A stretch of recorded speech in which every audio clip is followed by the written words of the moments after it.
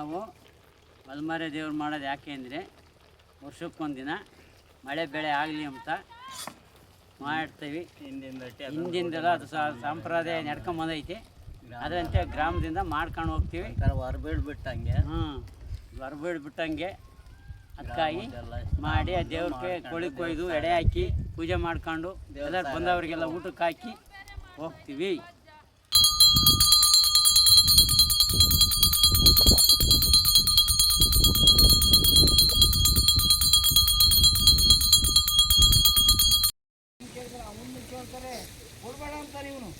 ಅಕ್ಕಿ ಕಮ್ಮಿ ಹಾಕಲ್ಲ, ಬರೀ ಅದೇ ಆಗ್ತೈತೆ ಅಂತ ಅನ್ನ ಹಾಕಿದ್ರು ಆಗಿತ್ತು ಅದು.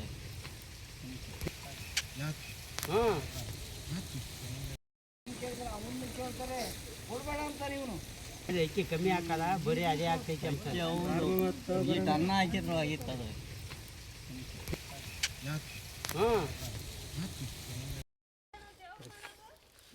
ಏನ ಇಲ್ಲಿ ಮೇಲ್ಕೊಂಡೆ ಕಣೆಲ್ಲ ಮಾತ್ರ